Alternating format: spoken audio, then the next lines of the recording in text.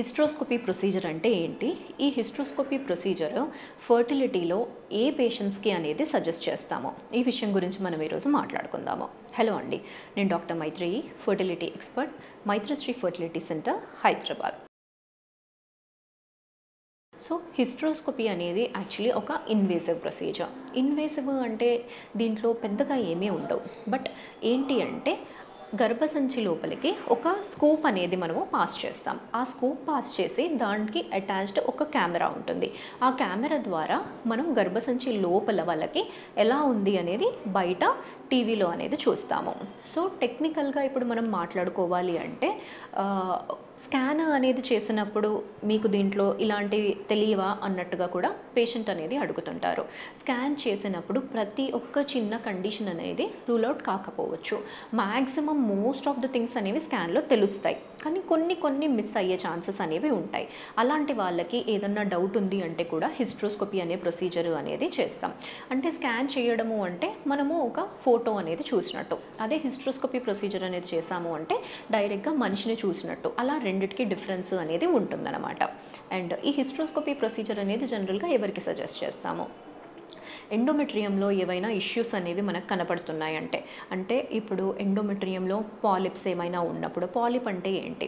గర్భసంచిలో ఏదైతే పొర ఎండోమెట్రియం ఉంటుందో ఆ ఎండోమెట్రియము ముద్దలాగా ఉంటుందన్నమాట. సో దాన్ని మనము పాలిప్ అంటాం. ఆ పాలిప్ అనేది రెండు విధాలుగా ఉండొచ్చు. తోకతోని అటాచ్డ్ ఉండొచ్చు, అది పెడంక్యులేటెడ్ అంటాము. ఒకవేళ డైరెక్ట్గా వితౌట్ తోక అనేది ఉంది అంటే దాన్ని సెసైల్ పాలిప్ అంటాము. ఇలాంటివి ఏవైనా ఉన్నాయన్నప్పుడు అప్పుడు హిస్ట్రోస్కోపీ చేసి అవి రిమూవ్ చేయాల్సిన అవసరము అనేది ఉంటుంది.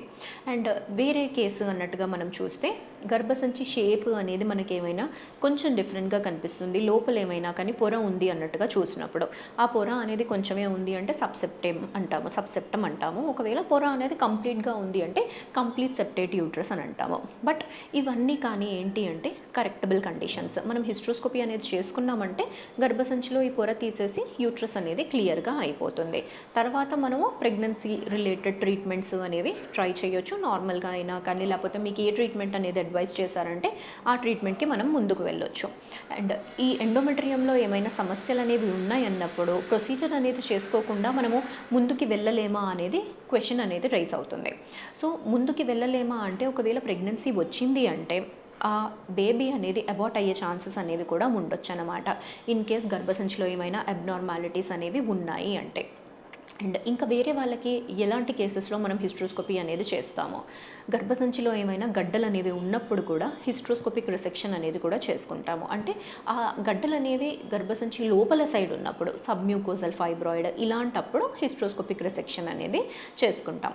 తర్వాత గర్భసంచిలో ఏమైనా కానీ లేయర్ అనేది చాలా సన్నగా కనపడుతుంది అన్నప్పుడు అది ఎందుకు సన్నగా ఉంది, ఎలా ఉంది అనే దానికి కూడా మనము డైరెక్ట్గా చూడడానికి చేస్తాం. ఇంకా next hysteroscopic guided PRP injections అనేవి కూడా చేస్తాము. అంటే ఈ థిన్ ఎండోమెట్రియం ఉన్న వాళ్ళకి హిస్ట్రోస్కోపీ ద్వారా మనం లోపలికి వెళ్ళి యూట్రైన్ వాల్స్ లోపలికి పిఆర్పి ఇంజెక్షన్స్ అనేవి కూడా చేస్తాం. సో ఇలా మల్టిపుల్ కేసెస్లో మనము హిస్ట్రోస్కోపీ అనేది చేసుకోవాల్సిన అవసరము అనేది ఉంటుంది. అది డిపెండింగ్ అపాన్ ద కేస్, అంటే వాళ్ళకి ఏ సమస్య ఉందో చూసుకొని దానికి రిలేటెడ్ అనేది అవసరం ఉంది అంటే ఇలాంటి ప్రొసీజర్స్ అనేవి చేసుకుంటాము. ఇది ఇన్వేసివ్ అంటే వెరీ మినిమల్లీ ఇన్వేసివ్. దీంట్లో మనం పెద్ద స్కార్స్ అనేవి ఏమీ చేయట్లేదు. అంటే మినిమల్లీ ఇన్వేసివ్ అంటే మనము ఎక్కువ ఏది మనము చేయకుండా చేసే చిన్న ప్రొసీజర్ని మినిమల్లీ ఇన్వేసివ్ అంటాము. సో దీనికి బ్లడ్ లాస్ అనేది మీకు పెద్దగా ఉండదు, హాస్పిటల్ అడ్మిషన్ అనేది కూడా ఎక్కువగా ఉండదు, త్వరగా వెళ్ళిపోవచ్చు. తర్వాత నెక్స్ట్ మీకు ప్రొసీజర్ అయిపోయిన తర్వాత మీ యూజువల్ వర్క్స్ అనేవి కూడా నార్మల్గానే చేసుకోవచ్చు.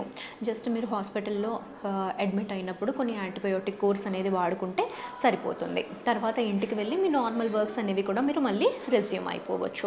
ఇన్ కేస్ మీకు హిస్ట్రోస్కోపీ అనేది సజెస్ట్ చేశారు అంటే దానికి మనం అంతా భయపడాల్సిన అవసరం అనేది ఏమీ లేదండి.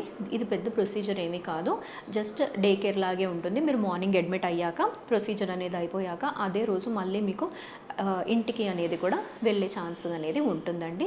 సో ఇలాంటి ప్రొసీజర్స్ అనేవి చేయించుకున్నప్పటికీ మీకు రిజల్ట్ అనేది కూడా మంచిగా ఉంటుంది. ఇంత చిన్న మినిమల్లీ ఇన్వేసివ్ ప్రొసీజర్తోని మనకి గర్భసంచి క్లియర్ అవుతుంది, బెటర్ రిజల్ట్స్ వస్తున్నాయి అంటే అవసరం ఉంది అంటే చేయించుకోవాలండి. దాంతోనే మీకు రిజల్ట్ అనేది కూడా బాగుంటుంది. Thank you.